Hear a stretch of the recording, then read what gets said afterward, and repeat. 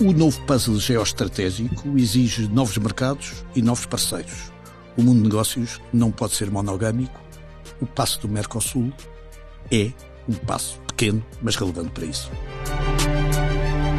Com a implantação do nacionalismo económico, é fundamental para a União Europeia continuar a desenvolver mercados para expandir as suas alternativas e diminuir a dependência dos mercados normais. E, por outro lado, para afirmar a sua presença no mundo. Confirmado que esteja o acordo com o Mercosul, é uma importante oportunidade para aprofundar tal objetivo.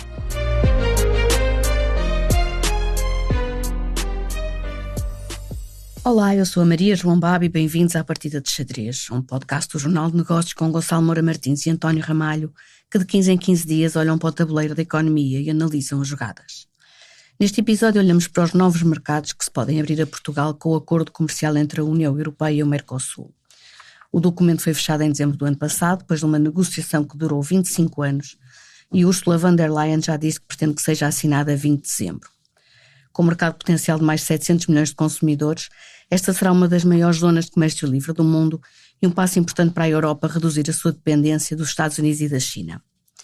António Ramalho, neste momento de guerra comercial dos Estados Unidos com, na verdade, o resto do mundo, o acordo entre a União Europeia e os países do Mercosul, no fundo a Argentina, o Brasil, o Paraguai e o Uruguai, pode substituir integralmente o mercado norte-americano ou terá sempre um papel complementar? Não, claro que não.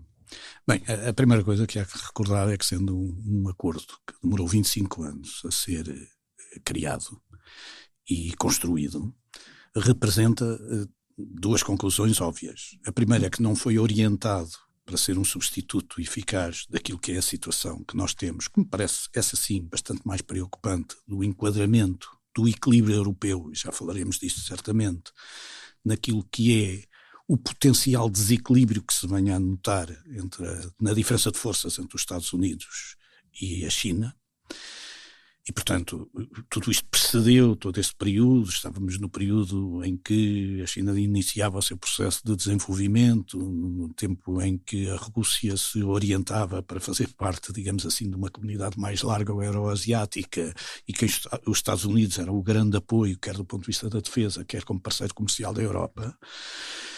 Mas, sobretudo, também demonstra que se demoramos 25 anos para dar resposta e para construir um tratado que nos permite hoje ter algumas vantagens em relação àquilo que é a debilidade do comércio internacional por via das dificuldades criadas pela administração Trump, a verdade é que não temos solução nenhuma para dar resposta a essas dificuldades. Cada vez que tivermos de dar resposta àquilo que são as decisões imediatas do humor da administração Trump, demorarmos obviamente este tempo todo a encontrar alternativas. Portanto, eu acho que este acordo vale por aquilo que ele é, e só por aquilo que ele é, que é particularmente relevante em algumas áreas, que vem trazer sobretudo alguma discussão a uma das áreas centrais que foi a política agrícola comum e a proteção excessiva que a Europa fez em relação ao proteccionismo de uma agricultura que não era eficaz. Estamos agora a ver a contestação da França precisamente a este acordo. Naturalmente, e portanto vamos ter ainda a dificuldade de convencer toda a gente para conseguir atingir esse objetivo que Ursula von der Leyen pretendeu definir como a data de dezembro. Vamos ver se isso é possível. Mas, sobretudo, é isso que deve ser analisado e apenas nisso que deve ser analisado, e não esquecer, e sobretudo não fazer esquecer agora, por um momento de oportunidade e de oportunismo, aquilo que é especificamente a questão que está subjacente, que é as dificuldades de reencontrar soluções técnicas por conta de um problema que, ao nível do trading internacional, vai surgir com esta dificuldade nos norte-americanos. Mas este acordo pode dar algum alívio no impacto negativo que as tarifas dos Estados Unidos estão a ter ou vão ter sobre a maioria dos produtos europeus? Eu não diria que sobre a maioria dos produtos europeus, mas, por exemplo, eu acho que vai depender muito de mercado a mercado, setor a setor. E, portanto, podemos trazer isto para o exemplo português. Portugal, por exemplo, se tiver aqui uma dificuldade clara do ponto de vista da exportação de vinho, pode ser que tenha aqui, digamos assim, um bom sucedâneo, dado que as bebidas espirituais tinham 35% de tarifas e vão-se reduzir, e os vinhos tinham 27% de tarifa e também se vão reduzir e, portanto, novos mercados vão surgir.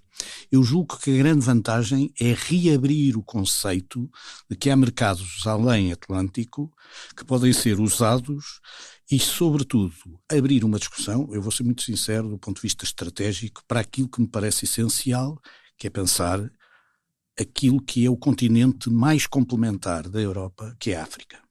E isso pode reabrir, digamos assim, uma discussão sobre o desenvolvimento de uma relação entre a Europa e a África, que me parece muito mais natural e muito mais imediata, essa sim com uma base histórica também muito profunda e que teria a vantagem, se não durar 20 anos a ser construída, naturalmente, ou 25 anos a ser construída, de trazer do ponto de vista do rejuvenescimento, porque a África é, digamos assim, o grande continente do rejuvenescimento do mundo, e simultaneamente conseguirmos assegurar que o desenvolvimento africano tinha, digamos assim, uma vantagem, porque há muita complementaridade entre a África e a Europa.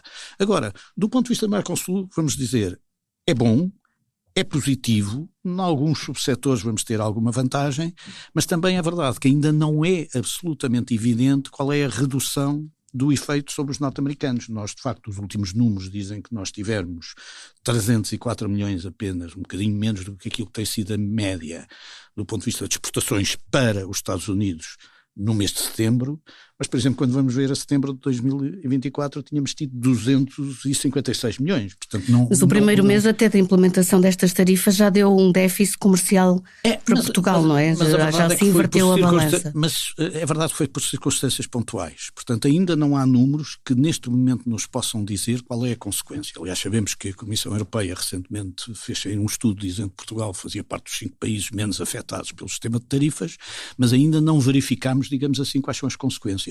Os números não são evidentes, é verdade que há um mês onde houve mais importações do que exportações, mas se olharmos para o valor das exportações, eles estão em linha com um mês homólogo. É verdade que estão mais baixos do que a média do ano andava por cerca de 400 milhões por mês, e passámos para 304, como eu digo, mas ainda não é, digamos assim, suficiente para tirarmos ilações e conclusões. Portanto, vamos aguardar um bocadinho qual é o efeito desta nova política. Acho que do ponto de vista do Mercosul, estamos perante um dado positivo, naturalmente, mas que nos faz recordar, primeiro, que isto tudo foi pensado sem pensar nesta situação dos Estados Unidos, e segundo, que devíamos aprender mais com o facto de demorarmos 25 anos a fazer um tratado com estas características do que outra coisa. E Gonçalo Moura Martins, este acordo com o Mercosul é também para a União Europeia uma necessidade geopolítica?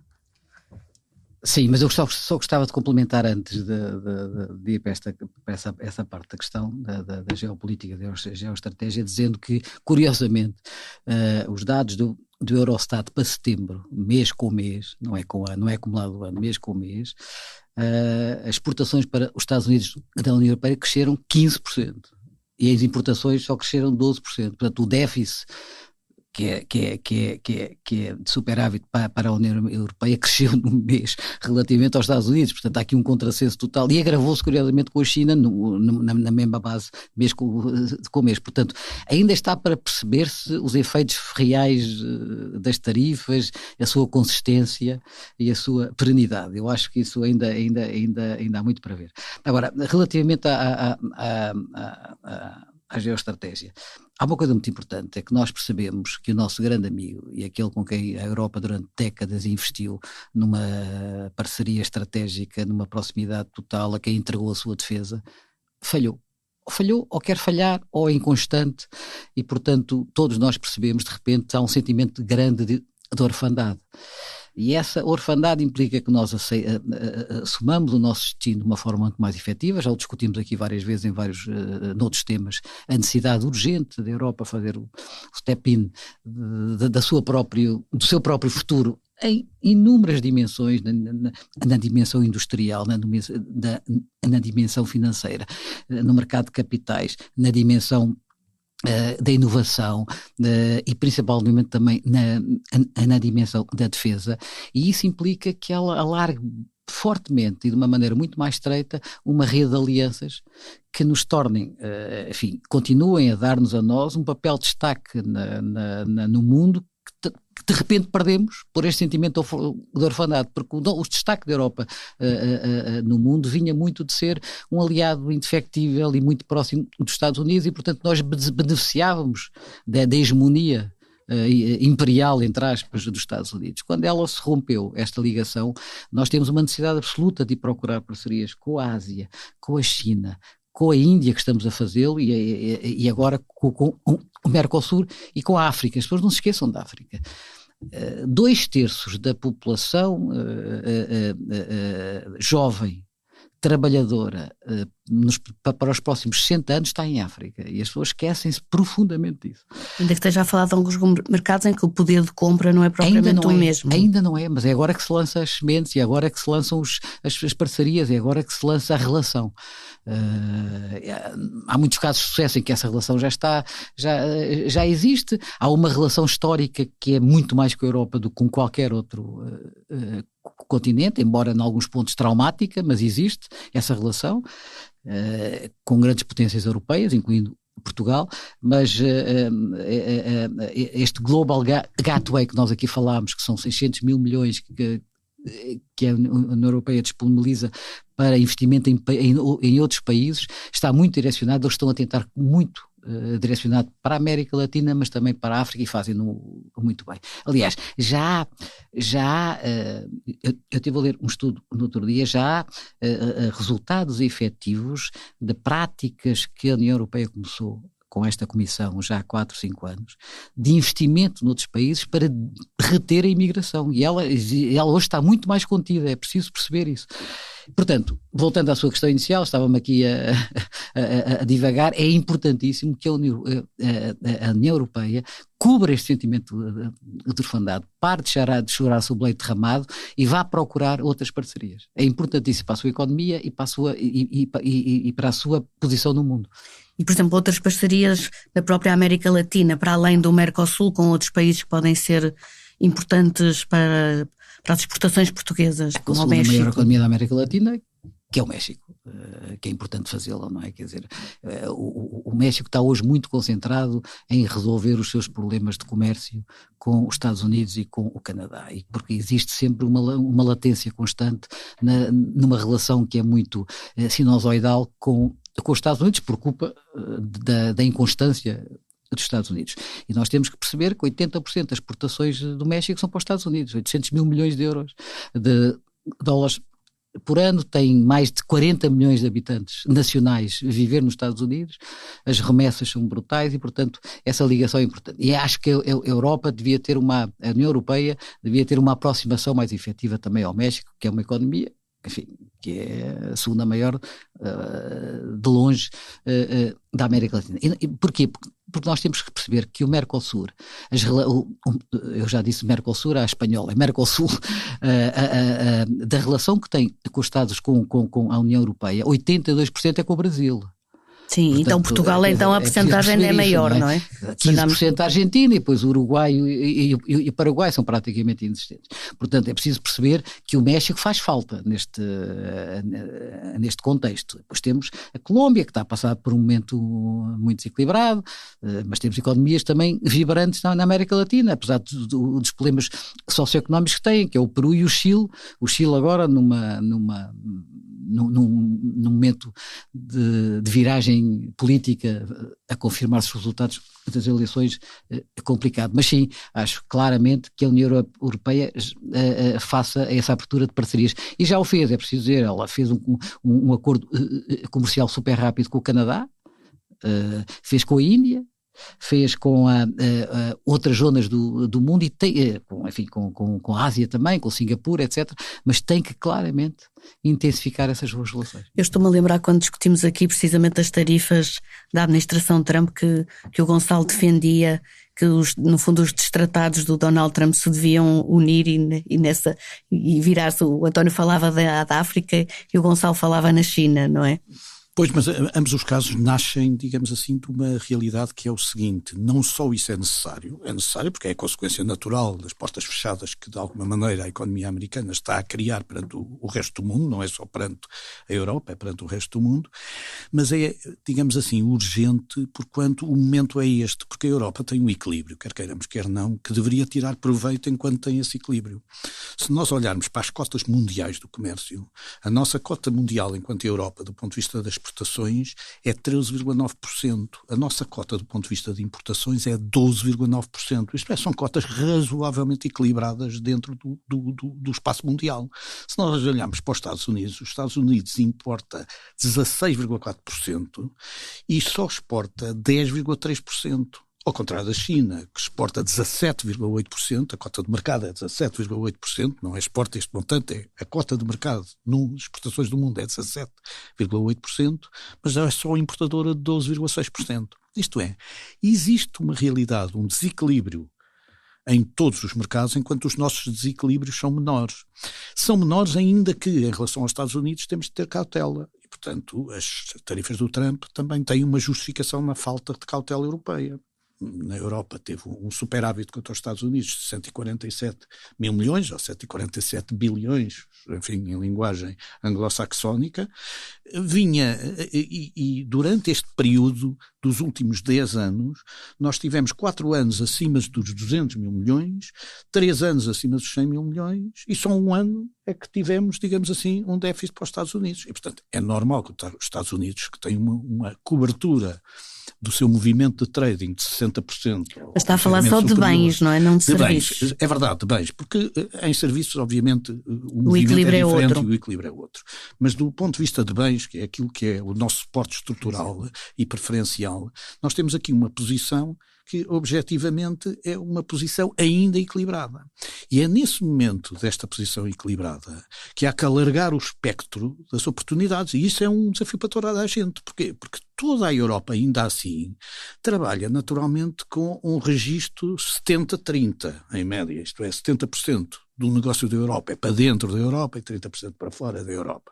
Portugal é um bocadinho pior ainda, 75-25, desprotegendo ou desaproveitando a sua capacidade de diáspora e de ter, digamos assim, um friendshoring mais largo que muitos outros países do mundo. Mas a verdade é que essa largura e esse âmbito é interessante e era útil. Quando nós vimos, digamos assim, há vários países na Europa, os países na Europa de pequena dimensão que ainda têm mais dependência europeia que Portugal, 87,3% do Luxemburgo, 78,9% da Estónia, 78,8% a Eslováquia, mas já temos países como, por exemplo, a Eslovénia com 48,3% ou a Irlanda com 40,3%, isto é, onde a economia interna tem o seu relevo, tem a sua importância, naturalmente que tem o seu prestígio, mas não deixou com isso de alargar o espectro. O exemplo da Irlanda é o benefício que consegue, obviamente, do mercado norte-americano. Ora, cabe-nos a nós, Europa, ter esta capacidade de largura, mas cabe muito a Portugal, muito sinceramente, de utilizar aquilo que é as suas características próprias, de não ter inimigos e de estar posicionado numa rota atlântica real para beneficiar das suas relações, quer com a África, onde tem relações hiperpreferenciais, quer com a América do Sul, onde tem relações normais, quer com a América do Norte, quer também com a Ásia, porque temos sido, digamos assim, um país claramente com preferências do ponto de vista da relação, quer da China, quer dos países adjacentes à China. Portanto, este é o momento em que, curiosamente, a Península Ibérica, por aquilo que é histórico e por aquilo que é posição geoestratégica, está num momento mais importante para resistir a este movimento de macro-regionalização planetária do que estão outras regiões da Europa. Aliás, vamos este ano ter o 5º ano sucessivo em que a Península Ibérica tem os países que mais crescem no âmbito europeu. Vamos ser o motor da Europa, quem diria há 15 anos atrás, que durante 5 anos. E não é de estranhar que isto aconteça durante mais 3, 4, sabe-se lá quantos anos, mas pelo menos mais 2 eu diria que era previsível que pudéssemos ter. Isto significa basicamente que temos que potenciar esta grande vantagem que nós temos, que é encontrar mercados com rapidez, e os países nisso são mais rápidos seguramente do que a Europa, como um todo, mercados que possam de alguma maneira compensar esta relação que, enquanto não se reequilibrar do ponto de vista da defesa, porque isto é nós descobrimos hoje que tivemos casados com os Estados Unidos na base da força da defesa. E agora que a força da defesa se divorcia, nós repentinamente descobrimos que afinal não podemos ser monogâmicos. E casados por comunhão de adquiridos. Comunhão de adquiridos, exatamente. E portanto, agora descobrimos que não podemos ser monogâmicos em termos de trading internacional, porque o mercado não o vai ser e porque Portugal tem capacidade invejável em relação a outros países da Europa, nomeadamente aos países que não têm mar. Mas era isso que eu também alargar, ia perguntar ao Gonçalo, que no fundo, voltando só aqui um pouco ao exemplo do Mercosul, se pela nossa posição geográfica, pelos laços históricos e até lá está, a baixa base exportadora que já que ele deu nota, se Portugal tem bastante a ganhar com este acordo, as empresas portuguesas. Portugal, dentro do acordo ou das relações Mercosul-União Europeia, tem um déficit comercial. E um déficit comercial significativo. Portanto, só tem a ganhar, só pode melhorar, porque a base é má, não é?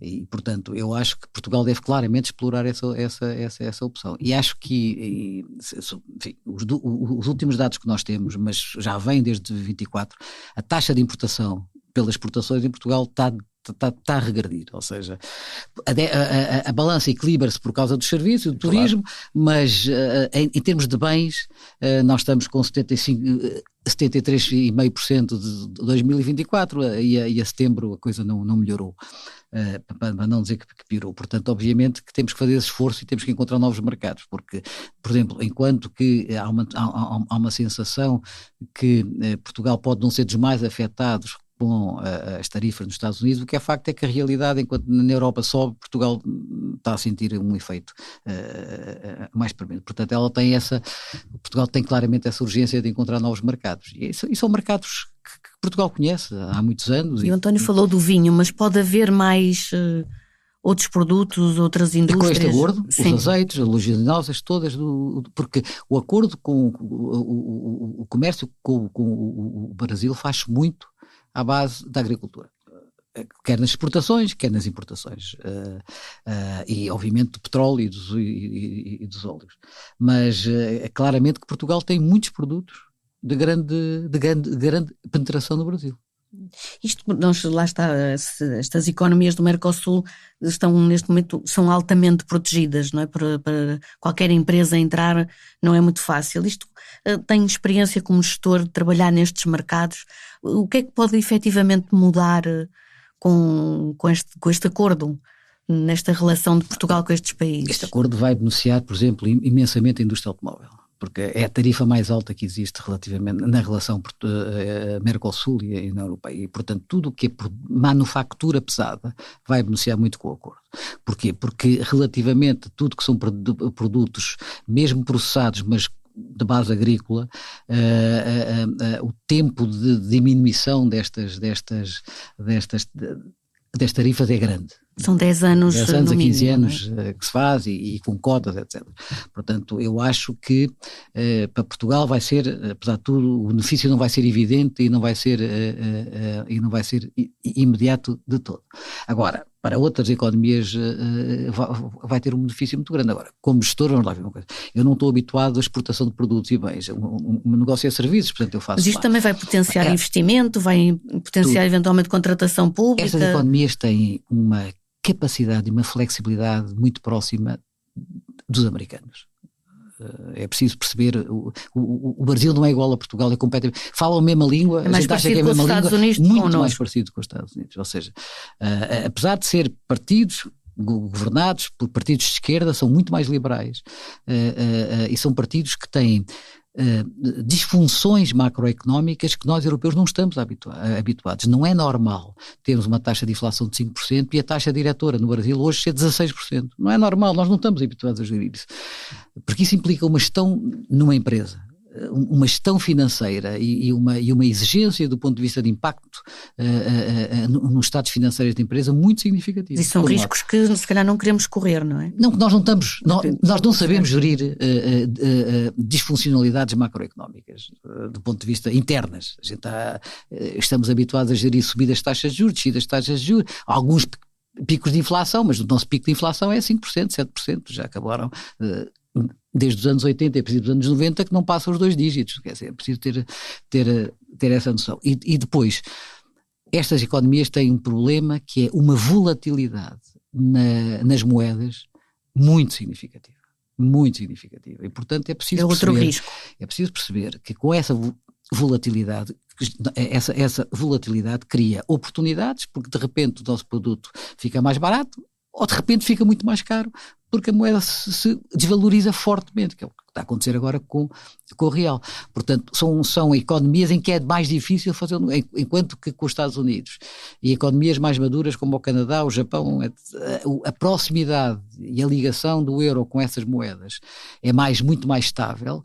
Com estas economias emergentes, a volatilidade da moeda, isso tem impactos brutais em quem exporta, porque de repente o produto deixa de ser competitivo. De uma semana para a outra é muito significativo. Gonçalo, deixa-me, no entanto, dizer o seguinte, eu concordo a 100% com aquilo que foi dito, mas queria dizer que mesmo assim, dentro dos países da Europa, Portugal é provavelmente o país mais bem preparado para trabalhar exóticos cambiais, mas sobretudo taxas de juros mais elevadas. Primeiro porque temos história, temos a experiência em África, temos algum histórico e temos muita indexação. Nós, por exemplo, trabalhamos, digamos assim, numa base de indexação regular. Aqueles que trabalham numa base de taxa fixa regular têm muito mais dificuldade em trabalhar com picos de taxas que ultrapassam o dígito, eu diria metade do dígito, isto é 5%. Tudo que seja acima de 5% já confundo. Nós, dentro da Europa, ainda mesmo assim, somos talvez o que estamos mais bem preparados. Só também para lhe dizer uma coisa, ao contrário do que pareceria, nós, é verdade que temos um comércio externo que é baixo, não estou a falar de Portugal, mas da Europa, 87 bilhões de exportações para os 270 ou mais de 270 milhões que estamos a falar no Mercosul, mas curiosamente tínhamos 388 bilhões de investimento, isto é, há mais investimento do que aquilo que nós julgamos realizado, exatamente para compensar provavelmente todos estes riscos financeiros que a Europa foi realizando progressivamente. Mas era também a minha pergunta, se no fundo atrás deste acordo pode vir mais investimento? Eu julgo que o que vai crescer mais vão ser exportações e o investimento naturalmente crescerá, mas não crescerá tanto. Isto é, porque já havia alguma proteção, algum investimento significativo, mais do que aquilo que, digamos, à primeira vista as pessoas julgariam.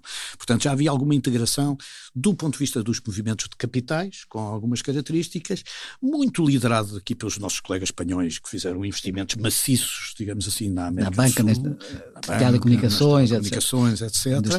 Mas a verdade é que isso lhes traz hoje uma vantagem, naturalmente, mas é uma vantagem que pode ser perfeitamente partilhada por outros países da Europa e muito pelos países da Península Ibérica, até porque nós hoje em dia temos níveis de integração com a Espanha que já nos permite, digamos assim, na certificação dos produtos, na gestão dos modelos financeiros com bancos espanhóis, etc., muito mais fácil do que aquilo que existia. Isto, para o acordo ser aprovado, é preciso ainda ser ratificado pelo Parlamento Europeu, por um conjunto de países que tem pelo menos 55% dos países da União, 15 de 27, com no mínimo 65% da população total do bloco. Isto, se o acordo não for assinado a 20 de dezembro, será, como diz o Ministro dos Negócios Estrangeiros, um falhanço redondo? Depois de 25 anos, seguramente, porque é a primeira vez que em dezembro de 2024 se anunciou com pouca circunstância a fotografia da senhora Van der Leyen ao lado do Lula, do Milei e dos outros 2 presidentes do Uruguai e do Paraguai. E então entrou só num processo que era meramente quase administrativo, entre aspas, de ratificação, e agora temos esta oposição. Esta oposição da França é histórica por causa do setor da agricultura, tal como a França não quer que se reduza a PAC, enfim, é um problema histórico. Portanto, anda meio mundo a subsidiar o setor agrícola em França. Agora há uma questão que é importante. O presidente Macron não tem sido vocal neste tema. E se repararem bem, quem tem falado muito é a oposição está a Ministra da Agricultura. Diz que é preciso acautelar, etc. O Ministro da Agricultura muito, mas ele ainda não creio que, pela importância que este acordo tem, principalmente para a Alemanha, ele não vá para a frente. Mas, enfim... A Alemanha, por um lado, da indústria automóvel, como falava, que... Sim. E depois até o próprio modelo do acordo seria... É altamente protetor. É altamente protetor. O setor agrícola, isso é verdade. O acordo manteve alguma proteção do setor agrícola e depois tem uma coisa que criou o ITA, que é o Interim Agreement, para funcionar desde logo, e depois o EMPA, a parte da CIP para vigorar depois, o que prova, digamos assim, que no último momento foi dada uma urgência à execução. Agora, se de repente, 2 anos depois, ou um ano depois do anúncio formal, 25 anos depois do início da construção, há um falhanço sobre data marcada, eu rezo para que a Europa não dê esse ponto de negativo do ponto de vista da verificação de mercados externos àquilo que é o seu mercado tradicional dos Estados Unidos. Com uma agravante relativamente ao que o António diz, não é só um falhanço económico, é muito mais um falhanço político, num momento em que ela tem que mostrar liderança e capacidade de gerar outras parcerias e uma posição no mundo muito mais abrangente do que tinha a hegemonia que tinha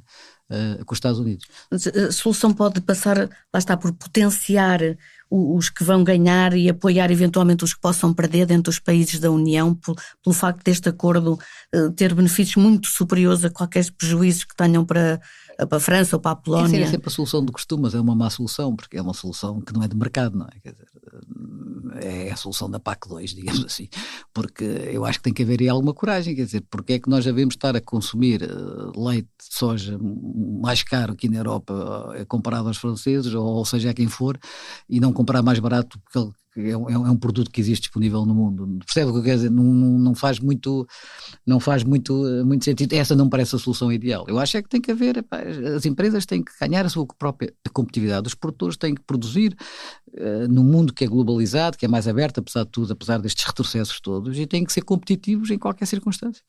Porque isso cabe a todos os setores. A generalidade dos setores está aberto, então no caso português, que é uma economia aberta, está aberta à competitividade de toda a gente e das empresas globais do mundo inteiro, etc. E a União Europeia já tem a noção de que será tanto mais rica e desenvolvida quanto mais parcerias conseguir estabelecer? Eu acho que sim, e acho que há uma virtude que eu considero um bocadinho colateral, mas que é talvez o colateral mais relevante. É que do acordo faz parte, até pelo período em que foi construído, uma renovada aposta e profissão de fé no modelo de sustentabilidade futura para gerações futuras.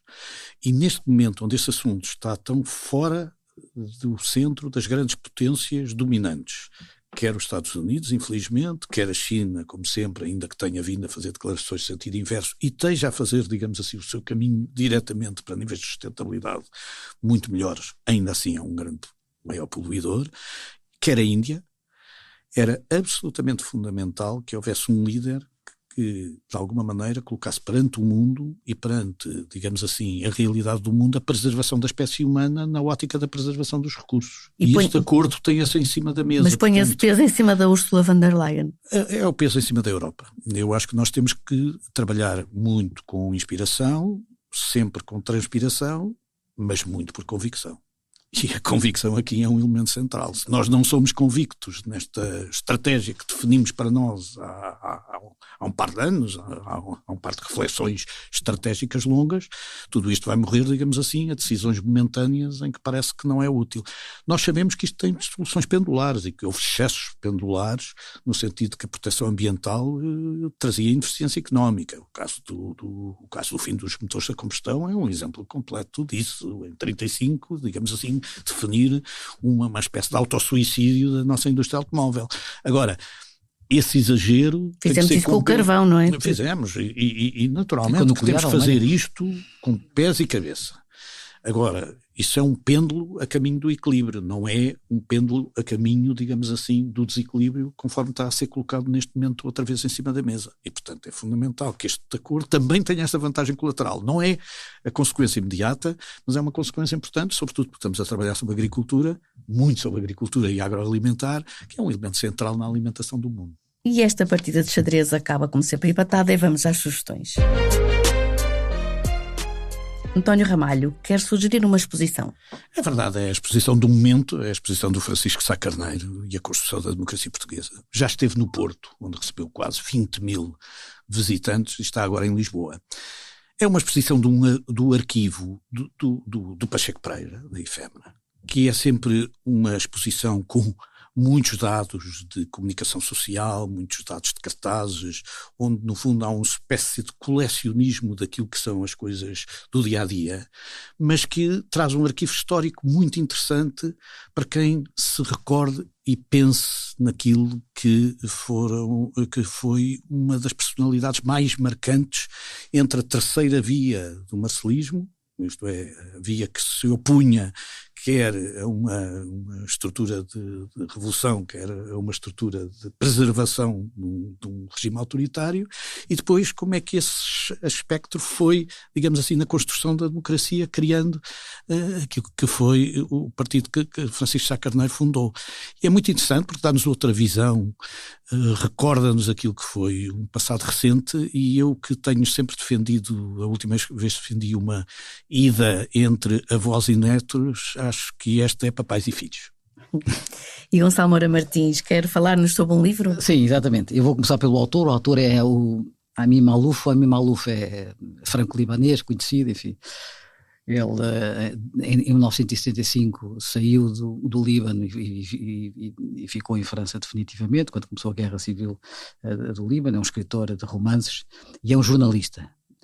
E ele ganhou o prémio Goncourt, que é o maior prémio literário francês, ganhou o prémio Príncipe das Astúrias e da Gulbenkian, e é membro vitalício da Academia Francesa desde 2011, embora só com 17 votos em 25, o que não é muito comum. Isso tem muito a ver com as suas posições sobre a África, porque ele foi redator e acho que chegou a ser proprietário ou coproprietário da revista Jeune Afrique. Eu lia muito a Jeune Afrique quando ia muito para a África para perceber os temas de alguns países, e tinha umas posições mais polémicas relativamente porque ele nunca deixou de ser, enfim, essa costela libanesa mesmo sendo francês.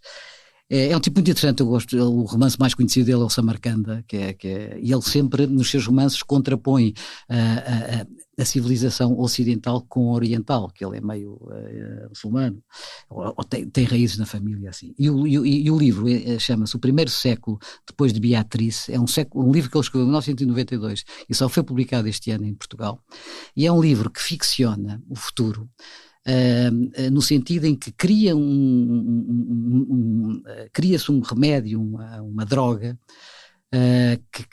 que os egípcios já tinham, enfim, na antiguidade a egípcia já tinha existido, que faz com que eu possa escolher o sexo masculino só dos filhos. E esse medicamento foi propagado brutalmente, principalmente nas sociedades e países mais pobres, e criou ao longo dos anos um desbalanceamento demográfico absolutamente brutal, onde as mulheres começaram a ser objetos de culto, perseguidas, porque enfim eram pouquíssimas, etc.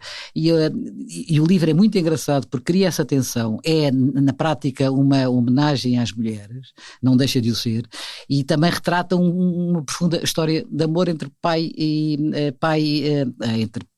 mãe e a filha, e a proteção que eles conseguiram ter à filha, porque eles nunca quiseram que ela não fosse mais que uma filha e não um filho. É muito engraçado o livro, portanto é a minha recomendação. Muito bem, e esta foi a Partida de Xadrez, um podcast que pode ser ouvido no site do Negócios e nas principais plataformas. António Ramalho e Gonçalo Moura Martins voltam daqui a 2 semanas a colocar as peças em cima do tabuleiro.